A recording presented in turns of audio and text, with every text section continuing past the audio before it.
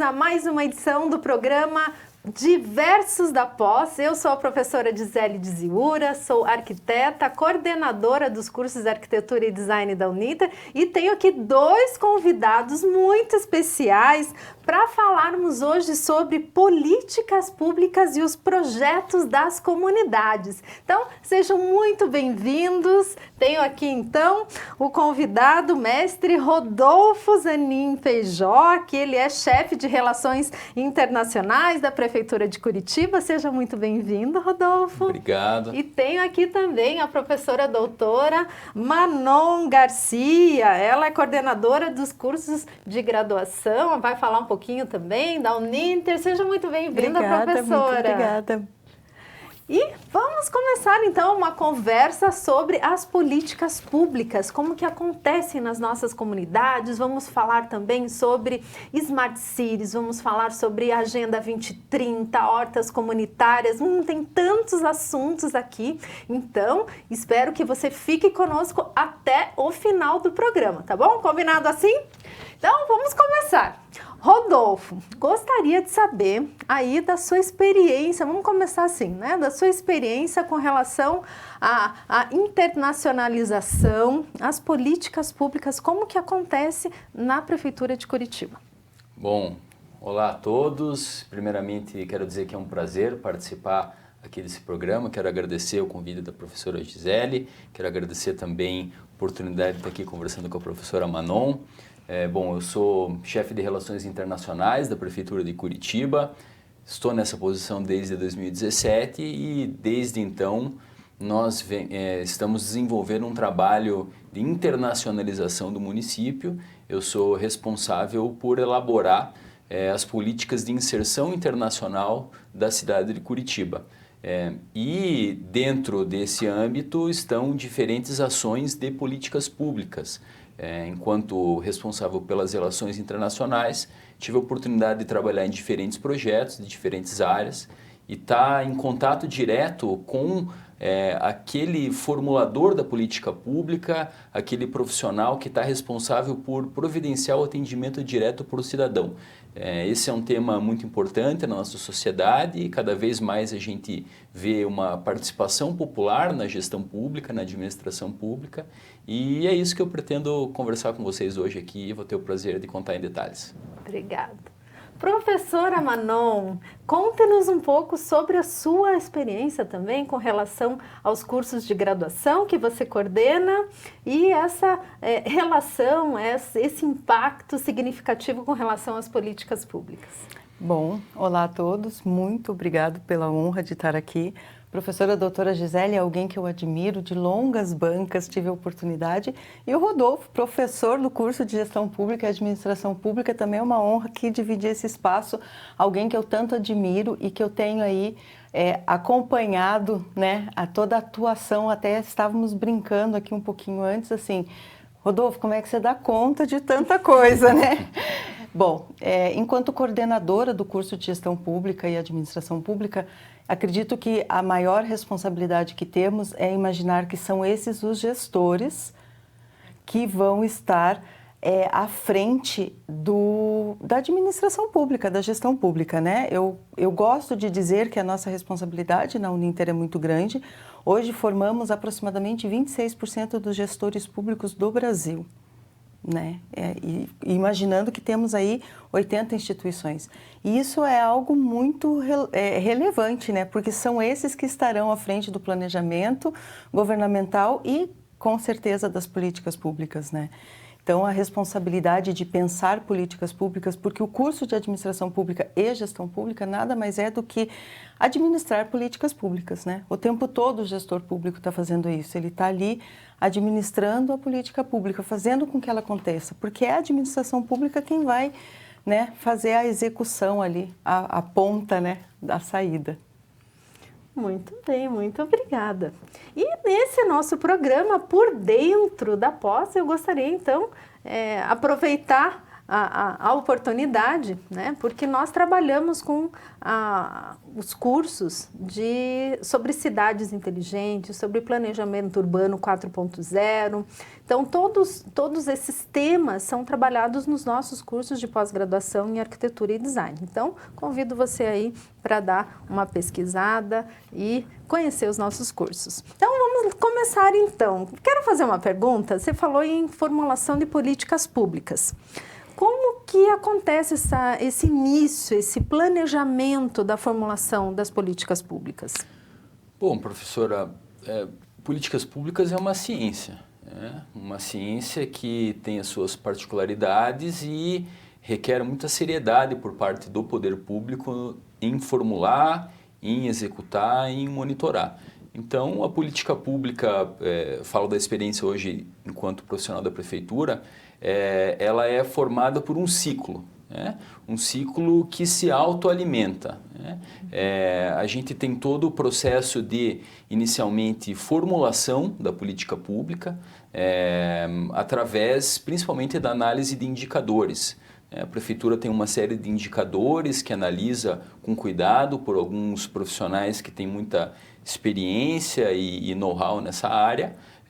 Grande parte desses profissionais está no Instituto de Administração Pública de Curitiba, o IMAP, e a partir da análise dos indicadores é que nós vamos ter muito bem definido um quadro, um cenário sobre quais são os principais problemas que nós precisamos gerenciar e resolver enquanto gestores públicos, né? Por exemplo, nós temos no Brasil, na realidade brasileira, uma necessidade muito grande de redução dos índices de desigualdade social, né? Então, o Brasil é, por essência, um país onde existe uma disparidade, um contraste muito grande de renda, de aplicação de recursos. Então, analisando os indicadores indicadores sociais, a gente vai ver que existe um quadro de desigualdade social muito presente no Brasil, e Curitiba, dentro desse contexto, também apresenta essa dificuldade. Então, a partir dos indicadores, a gente consegue ter já uma ideia para qual caminho seguir, né? Avaliando quais são os índices que a gente precisa melhorar, quais são os pontos específicos de entrega ao cidadão que precisam ser concentrados, né? E a partir dessa análise dos indicadores é feita, então, formulada uma política pública para que o problema seja resolvido, para que haja uma solução e que ela seja, então, ofertada em forma de serviço público para o cidadão.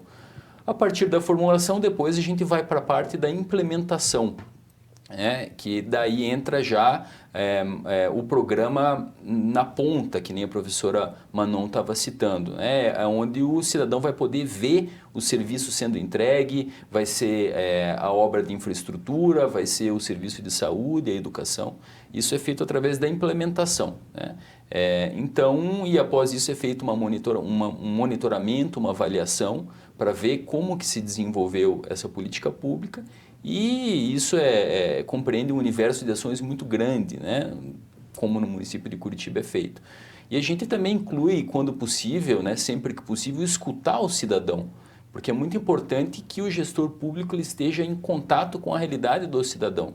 Então, algumas ações são feitas nesse sentido também, mas cada vez mais a gente vê uma aproximação do poder público com o cidadão, e a política pública é a melhor maneira de fazer isso. E eu sei que existe uma aproximação que é o Fala Curitiba.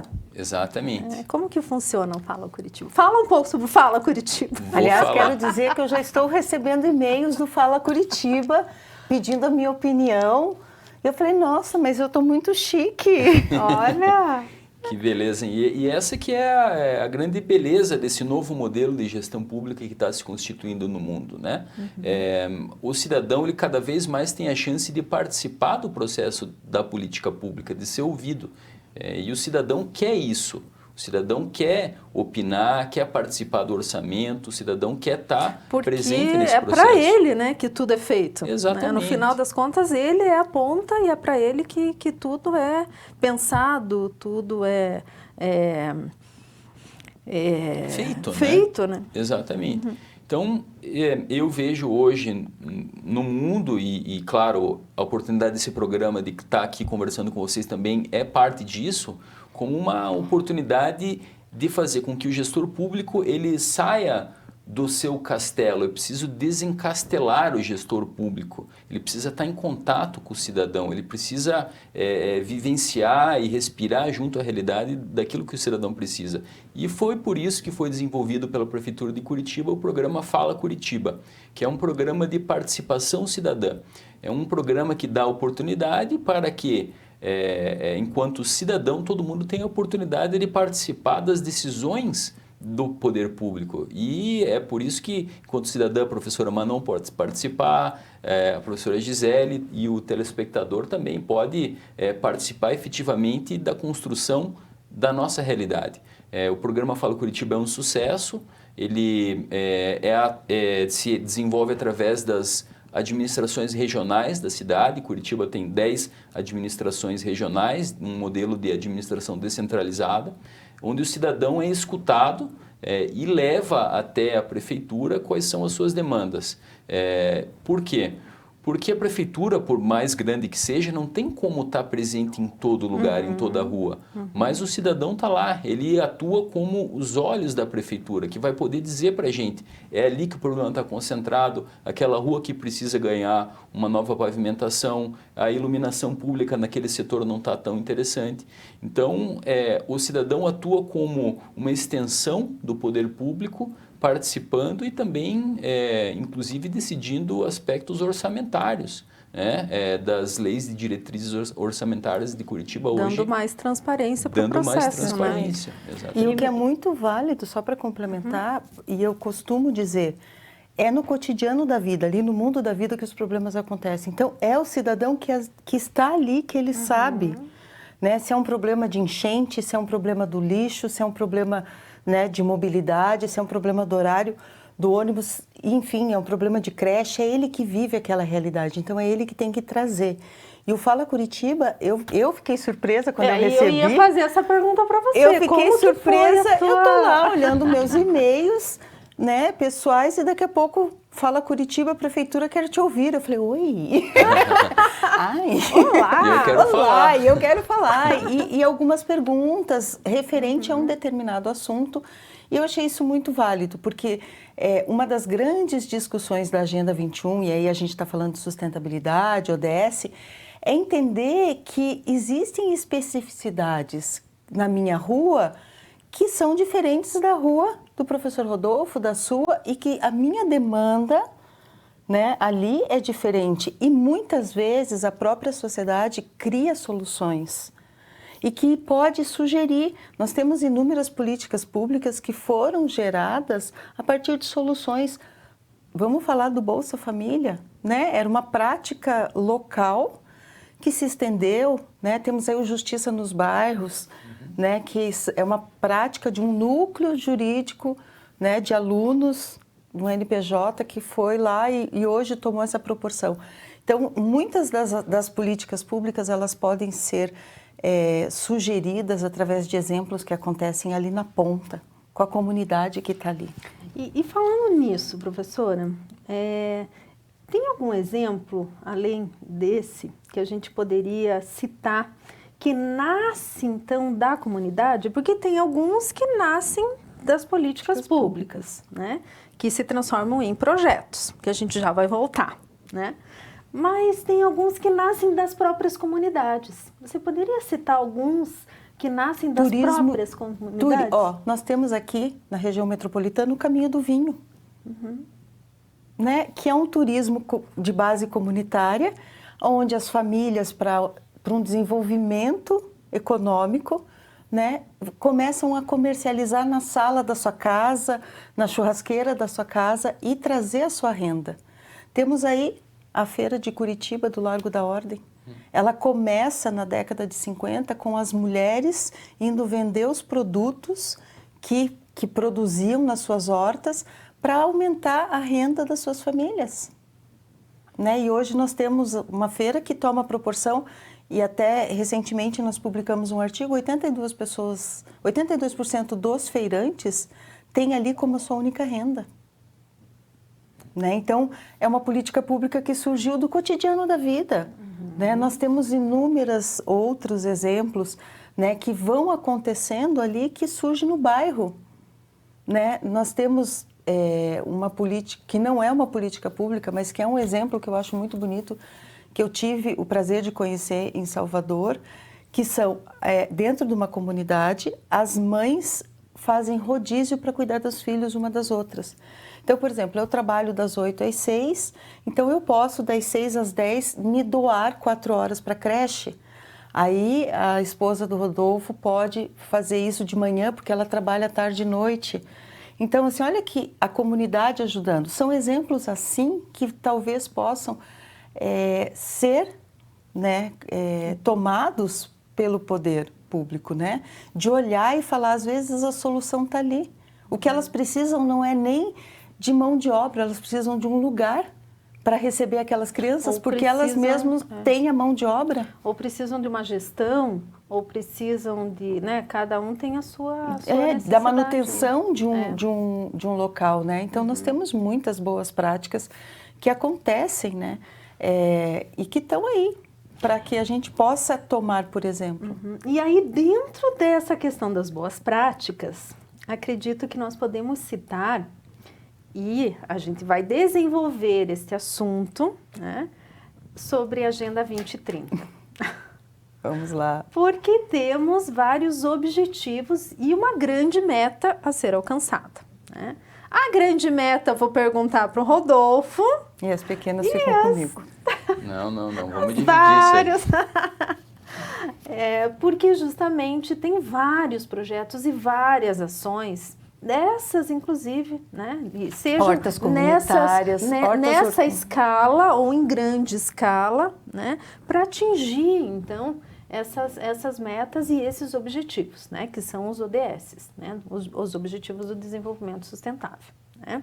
Então, se você conhece ou se você não conhece, né, a Agenda 2030, os Objetivos do Desenvolvimento Sustentável, vamos falar agora, fique atento aí que a gente vai ter aqui uma super, né, discussão com alguns exemplos para falar para você. Então, de onde que surgiu a Agenda 2030? Bom, professora, a Agenda 2030 ela surge de uma necessidade do planeta se desenvolver de maneira sustentável para essa e para as futuras gerações. O planeta viveu um período muito acelerado de desenvolvimento depois da Revolução Industrial e com isso a nossa realidade e interação humana com o planeta mudou muito. Nós tivemos aí grandes transformações na área ambiental, mas também na área econômica, social, movimentos migratórios. Então, o mundo mudou muito rapidamente. E para que esse planeta continue habitável e se desenvolva de uma maneira sustentável, os governos, o cidadão, o setor privado, a sociedade civil organizada precisam se unir em torno de um objetivo comum, que é a qualidade de vida do cidadão nessa e nas futuras gerações. Bom, dito isto, é interessante dizer também que o Brasil, principalmente, não só o Brasil, mas diferentes países do mundo, precisam de uma meta de longo prazo. Esse é um dos problemas que nós temos hoje no Brasil. Nós não conseguimos estabelecer metas de longo prazo no nosso país. E por isso é muito importante a gente fixar objetivos que extrapolem as gestões, as administrações públicas. Então, uma das maneiras de se olhar para o futuro e ter um projeto de longo prazo para o Brasil é implementar, por exemplo, a Agenda 2030 dos Objetivos do Desenvolvimento Sustentável. É uma maneira que o governante, que a sociedade civil, que o setor corporativo tem uma oportunidade que esses setores têm de planejar e pensar em metas de longo prazo para o cidadão. Você veja um país, por exemplo, que tem como a Noruega, por exemplo, tem, claro, uma realidade completamente diferente, mas eles estão pensando já em metas para 20, 30, 40, 50, 100, 200 anos. Mas lá as políticas são de Estado, não são de governo, né? Exatamente, são políticas de Estado. Um outro caso, por exemplo, a China. A China hoje faz um planejamento de longo prazo de décadas, né? 50, 100 anos pensando lá para frente. E nós aqui no Brasil também precisamos fazer isso. A gente precisa olhar para o futuro e ver onde queremos chegar. Então, trabalhar a Agenda 2030 é uma maneira de se pensar em um projeto de longo prazo para o Brasil. Eu sempre costumo olhar a Agenda 2030 porque foi uma forma de pensar a uniformização dos objetivos, evitando assim as suas diferenças regionais e que cada um olhe, né? Então, ela não foi desenhada simplesmente, vamos colocar esses ODS. São dados, são números, são relatos, são evidências, né? Que vieram para aquilo ali, né? Para se tornar um ODS, existiu um caminho percorrido, né? Quando eu estou falando lá de gênero, quando eu estou falando de problema de mortalidade infantil, quando eu estou falando da educação. E é muito importante, nós temos aí uma célebre frase da Alice no País das Maravilhas: se eu não sei para onde eu quero ir, qualquer lugar serve. Então, quando eu pego mundo, planeta, né, eu já digo que vamos mundo @ mundo e coloco a meta é essa, então eu tenho certeza que o Brasil, o Chile, a Argentina, a Europa, né, Estados Unidos, todos aqueles que puderem e que lá estão, né, assinando essa agenda, vão caminhar rumo ao mesmo, né, ao mesmo ponto. E isso é física, né? Se eu tenho uma carroça e tem uma pessoa puxando para cá e uma para cá, a carroça não vai sair do lugar. Agora, se ambos estiverem puxando para o mesmo lado, eu acho que isso também é muito válido para o pequeno município, né? O Rodolfo está aqui, Curitiba, quantos milhões de habitantes? Mas nós temos lá alunos, nós sabemos e temos nesses mais de 5 mil e poucos municípios que têm 40 mil pessoas. E aí você vai falar de um ODS ou de buscar uma sustentabilidade que é muito longe, porque ele já tem uma horta orgânica, né? Ele já faz o seu, ali, né, a sua agricultura local, tem natureza, então ele não consegue imaginar o que é viver em São Paulo, mas ele faz parte do processo. Então, vamos agora fazer um parênteses, nosso intervalo, e daqui a pouco a gente volta com mais informações, mais discussões, mais compartilhamento de informações aí para você.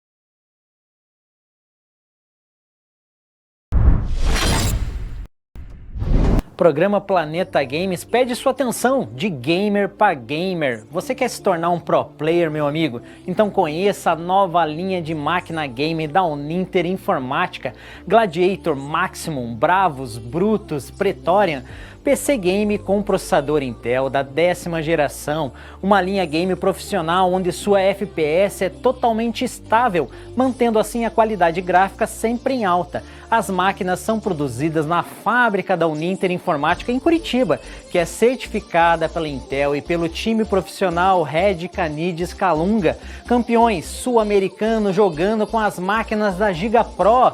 Aproveite e confira também os preços de lançamento dos monitores Game Gigabyte, em breve no nosso site aí na sua tela.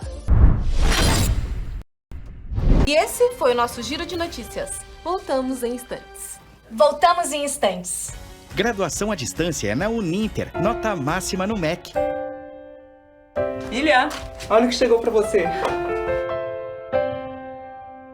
A câmera tá pronta. E agora, professor? Agora é só gravar. E o tempo permanece bom durante todo o dia. É com você, Amanda. Obrigada, Carol. Uninter, ao seu lado para transformar a sua história. Ei, Tá esperando o quê? Esta é sua última chance para começar a estudar ainda neste semestre. Última chamada Uninter. Descontos incríveis de até 70% nas mensalidades dos cursos de graduação e pós-graduação à distância. Não deixe para depois a realização do seu sonho. Comece os seus estudos agora mesmo. Última chamada Uninter. Faça agora a sua inscrição. Uninter.com. Olá, tudo bem? Seja bem-vindo à TV Profissão. Eu estou aqui hoje para te dar um recado muito importante. A Fundação Wilson Pickler decidiu disponibilizar mais de 400 aulas com conteúdos pré-ENEM para todos os nossos telespectadores. São mais de 400 aulas preparadas pelo timaço de professores da Uninter, uma das instituições de ensino mais relevantes do nosso país. Então, se você é aluno ou conhece alguém que esteja se preparando para o Enem, fique ligado em nossa programação, ok? E não se esqueça de espalhar essa informação. Afinal de contas, notícia boa é para ser compartilhada. Até mais! Tchau!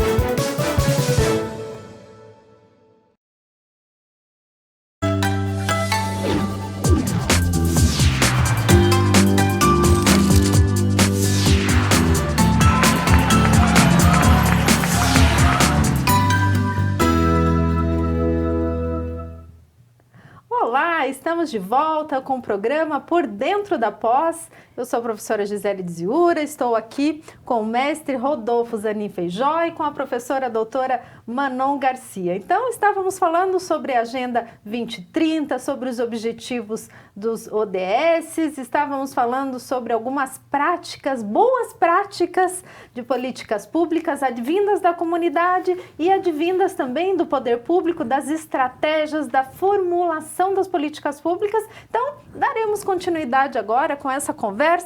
Então, vamos lá. Estávamos falando, então, sobre os objetivos, né? Então, algumas práticas e boas práticas que podem, então, ser implementadas para atingir esses objetivos. Então, nós falamos algumas, então, a professora Manon citou algumas delas, né? Tem mais algumas relacionadas à energia limpa, professora? Temos muitas, né? Temos muitos bons exemplos, né? Eu acho que falar de energia limpa, hoje eu vejo no próprio condomínio que eu estou, nós estamos num movimento de colocar placas, né, de fazer um financiamento, o próprio governo liberando as linhas de crédito para a energia limpa, né, para as placas de captação de energia.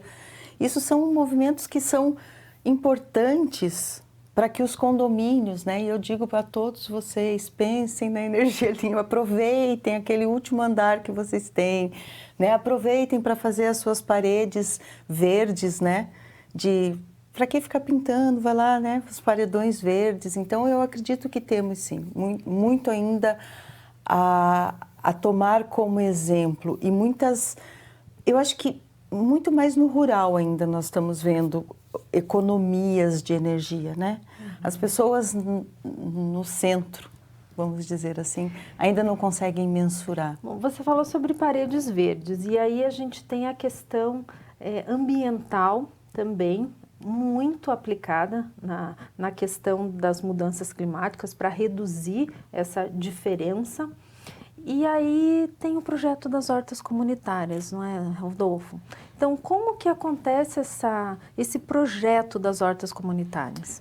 Esse é um projeto fantástico que eu tenho muita alegria em falar sobre, participar direta e indiretamente na prefeitura. Basicamente é um projeto de construção comunitária de uma realidade melhor tanto alimentar, tanto a nível ambiental e tanto assim, ao sentimento de pertencimento da população. Então, o que acontece? A prefeitura tem acesso a diversos terrenos ao longo da cidade, nos mais diversos bairros, tanto em áreas centrais como em áreas afastadas. Terrenos que antes estavam degradados, terrenos que estavam abandonados, terrenos que não estavam sendo bem utilizados e, portanto, estavam gerando um passivo para a prefeitura. A prefeitura, então, lançou o programa Hortas Comunitárias, que é um programa de participação do cidadão em construir, em usar esses terrenos para plantar seus próprios alimentos. E isso trouxe um resultado fantástico, né, para a cidade. É um projeto que está fazendo muito sucesso, inclusive no exterior. Curitiba está recebendo bastante atenção internacional. Já são mais de 100 hortas comunitárias espalhadas na cidade. E ali o cidadão tem a oportunidade de dar uma boa aplicação para esse espaço público, mas também de plantar alimentos com qualidade, de qualidade, alimentos orgânicos, alimentos também com baixo uso de agrotóxicos e pesticidas, aumentando já também a própria saúde do cidadão, inclusive no enfrentamento à pandemia. Isso já foi provado que aumentando a imunidade do cidadão você vai ter uma melhora também no serviço público de saúde, né? Porque a saúde ela é trabalhada desde a base mais fundamental do nosso corpo, né? Então a gente está ampliando esse programa, as hortas comunitárias são um sucesso. Fizemos agora também a primeira fazenda urbana do Brasil, no bairro Cajuru, também um espaço fantástico. Temos o programa também de abelhas nativas. Jardins de Mel. Os jardins de mel, exatamente, que prolifera, né, as abelhas nativas brasileiras, que não são aquelas abelhas amarelinhas que a gente está acostumado a ver, mas são as abelhas aqui do Brasil, as nativas aqui da nossa terra, que também tem um papel de polinização e conservação ambiental. Então, esse programa das hortas comunitárias é um sucesso, a gente quer ampliar muito. A gente viu muita gente que gostou porque tem uma reconexão com a terra, né? É praticamente uma terapia, plantar, você colher o seu próprio alimento, você colocar energia, você está trazendo energia para a terra, mas também a terra está te passando energia. Então isso é uma coisa muito boa, aumenta a qualidade de vida do cidadão, esse sentimento de pertencimento, né? Curitiba é uma cidade que é constituída principalmente na região metropolitana de comunidades muitas vezes de origem rural, né? Lá na geada de 73, 74, quando muita gente do interior veio morar em Curitiba, as pessoas se desconectaram do campo e agora elas estão tendo a oportunidade, já as futuras gerações, de se reconectar com hortas, com o plantio comunitário, e isso é muito bom para o cidadão e para a cidade. E tem uma relação de integração com várias áreas, né? Então, a área ambiental, a área social, a área econômica. Então, esse tripé da sustentabilidade, ele acaba se fortalecendo cada vez mais. Exatamente. Então, você tem aí um grande exemplo de um projeto intersetorial, né? Um projeto que traz benefícios em diversos âmbitos, que conta também com a participação, né, da sociedade civil organizada. A gente tem instituições aí já envolvidas, né, FEComércio, outras instituições locais que estão já participando ativamente desse programa. E é interessante a gente observar um projeto, por exemplo, como horta comunitária, como um projeto não de governo, mas um projeto da cidade, né? Onde o cidadão se apropria daquele projeto, passa a cuidar da horta, cuidar do espaço urbano, e essa integração, até que a professora Manon estava já comentando, essa intersetorialidade, ela é muito importante para o bom cumprimento de uma política pública. Sim. Isso, essa é meu gancho para a próxima pergunta, para a Manon, que é essa parceria entre os diversos atores, né? Muito importante. Porque ela funcionou, né, ou funciona com relação a esse projeto que envolve a comunidade, envolve a política pública, envolve os setores públicos, envolve o setor privado, envolve toda essa cadeia, né? E aí eu queria te perguntar, professora, Em que momento que acontece esse processo, que deve acontecer esse processo de acoplamento de todos esses atores? Se ele já deve acontecer desde o início, ou ele vai se acoplando de acordo com o projeto, como que acontece? Eu imagino, né, no mundo feliz, que ele deveria acontecer quando eu estou pensando em qual é o problema. Identificando o problema, ao identificar o problema, que é a primeira etapa lá do ciclo de políticas públicas, é onde eu vou chamar todos esses atores, né? É onde eu vou chamar a associação do bairro, mas também vou chamar o morador da rua, né? Mas também vou chamar o comerciante, né? Onde eu vou buscar também o poder público, onde eu vou ver o pessoal do meio ambiente. Eu tenho que olhar para identificar porque um problema, ele não é um problema só ali. Eu tenho um problema de uma rua que eu preciso asfaltar. Aquele asfalto vai mudar totalmente a vida de muitas pessoas. Vai mudar a vida do comércio, vai mudar a vida dos moradores, vai ter acidente. Eu tenho que pensar na educação do trânsito. Então, assim, são conjuntos de atores. Então, ao identificar o problema, eu tenho que começar a trabalhar com o ator. Claro que isso seria o mundo real, né? Mas é o que nós vemos acontecer lá no mundo da vida, isso acaba acontecendo. Porque o vizinho chama o outro, que já chama o outro, quando você vê, está todo mundo consertando a manilha que estragou ali da rua, né? Ou fazendo um projeto de como vão fazer a segurança. O vizinho nos bairros, né? Vizinho monitorado, esse bairro é monitorado. Isso surgiu, isso cresce, né? Então, nós temos hoje muitos projetos que estão surgindo e que surgiram da união de todos esses atores. É claro que não conseguimos que na prefeitura todos sentem, seria muito bom que pudéssemos levar, mas muitos não têm nem... são tão simples que não entendem a riqueza de que eles façam partes e, por sua vez, outros acham, ninguém vai me ouvir, nem isso, nem aquilo. E, de novo, né, parabéns a Curitiba pelo Fala Curitiba, né, porque isso é importante. Claro que hoje eu recebi por e-mail, imagino que já deva ter por SMS também, né? Sim, o WhatsApp também, conversa né? Interativa, com certeza. Isso é importante para que você possa ir lá na realidade. O que é solução para o poder público não necessariamente se aplica ao meu caso. Nós temos aí exemplos, claro, exitosos, Barcelona, Curitiba, exemplos de políticas públicas macros de Barcelona que se aplicam a Curitiba, mas temos peculiaridades que têm que ser ajustadas. E com relação ao tamanho das cidades, né? Você, com a tua experiência e aproximação de vários gestores públicos, com vários gestores públicos, esses projetos que nascem da comunidade, você acredita que há uma diferença com relação ao tamanho das cidades? Sim. Pela proximidade da gestão. O professor Rodolfo falou uma coisa muito certa, é o senso de pertencimento. Quando eu moro numa cidade de 300, 400 mil habitantes, eu faço parte daquilo ali.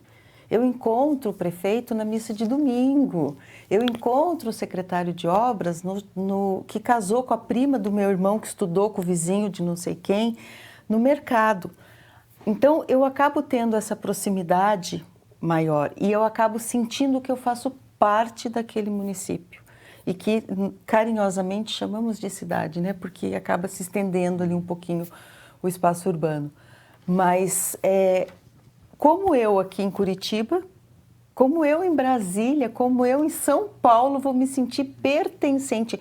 Eu imagino a dificuldade de se fazer políticas públicas em grandes metrópoles, porque são universos totalmente distintos. O Rio de Janeiro centro é uma coisa, que não é nada do que é o Rio de Janeiro Copacabana, Leblon, Zona Sul, do que é o Rio de Janeiro no subúrbio, né? Do que é o Rio de Janeiro lá na ponta. Então, eu acho que essa diferença, ela faz... Eu amo muito e gosto muito de se pensar em distritos como Portland, né? Você tem pequenos distritos e nós temos isso das regionais estarem nos ouvindo. Claro que pode, sim, implementar ainda muita coisa, mas isso da regional, de você ter uma proximidade, pelo menos ele tem uma regional, ele tem ali alguém que estudou com ele ou que participou da rotina dele, né? E é importante isso. O Canadá tem muito de quando vai selecionar professor para as escolas públicas, principalmente no ensino básico, trazer professores que moram na redondeza.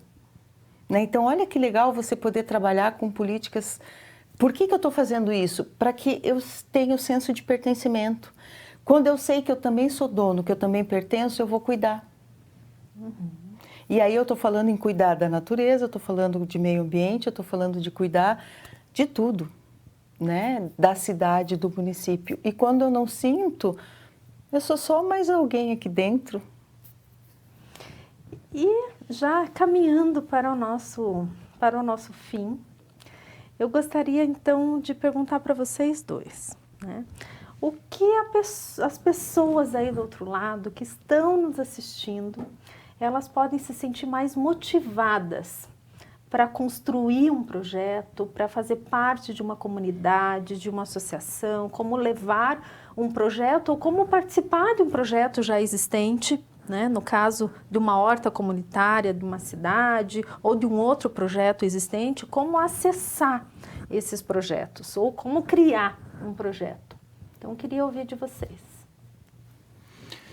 Bom, para encerrar e fechar todo esse raciocínio bem interessante que a gente está fazendo, eu posso dizer que a política está mudando. A política mudou, a gestão pública mudou, o mundo está se transformando muito rapidamente e o cidadão tem nas suas mãos cada vez mais a oportunidade de tomar para si o papel de protagonista da sua cidade, do seu estado, do seu país e fazer a realidade acontecer. A gente tem visto um apetite muito forte do cidadão em fazer isso, o cidadão quer tomar para si esse protagonismo e a gente tem visto também cada vez mais um empoderamento do cidadão. O cidadão está cada vez mais empoderado e habilitado para participar da construção dessa realidade. Nós temos visto uma realidade cada vez mais focada nas raízes da sociedade. A gente está vendo o poder sair lá de cima de Brasília e vir para as cidades, para o estado, para as administrações regionais descentralizadas.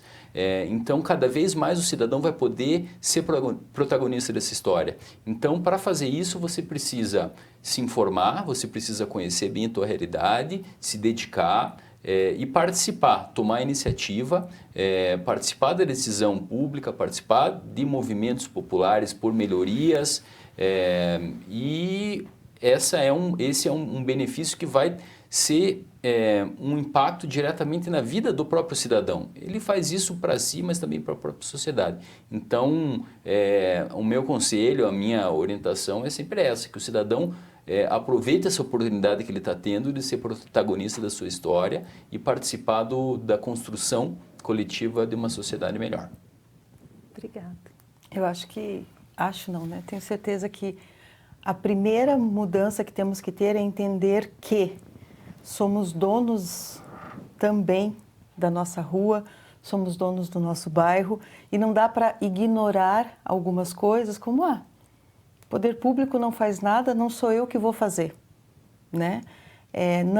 Não separo o lixo porque não vai acontecer nada, né? Então eu acho que é ter essa percepção de que você faz parte de um todo, né? E se juntar partes realizando ações positivas, realizando, viu um lixo fora do lugar, né? Viu uma calçada, liga, informa, olha, a calçada aqui quebrou, está solto, né? Está tendo um problema, tem canais de comunicação.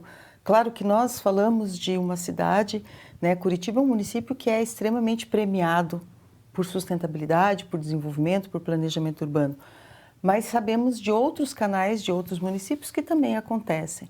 Mas participar, procure no seu bairro, procure os grupos, as associações que existem dos temas que você gostaria de fazer parte. Mas vá de coração aberto para ajudar. Não imagine que você vai chegar lá e vai ter uma mesa linda de vidro branca e as pessoas vão estar discutindo. Muitas vezes você vai coletar a cesta básica e entregar, né, em regiões que ninguém pode imaginar que você estaria fazendo. Né? Mas essa fraternidade, essa solidariedade, esse olhar a cidade entendendo que é ali aonde acontece a vida e, consequentemente, a qualidade de vida, e que você pode fazer por você e pode fazer pelo outro, né, é muito interessante. Participar, sim. Tem aí, né, as reuniões de discussão de orçamento, né, as reuniões de comitê, enfim, vá na Câmara, vá participar, vá conhecer. Eu sempre digo, não quer ir, entra na internet, olha lá a Câmara do seu município, quais são as proposições que são feitas, quem fez. Começa a se inteirar e entender que você faz parte disso tudo, né? E é para você que os gestores públicos, que os administradores públicos, implementadas políticas públicas, estão trabalhando. Certa vez, há 3 anos atrás, num evento de administração pública, um dos nossos professores perguntou: o que é o servidor público, né? Eu falei assim, precisa traduzir o que é um servidor? Né? O dicionário está aí, então eu acredito que somos todos servidores públicos, né?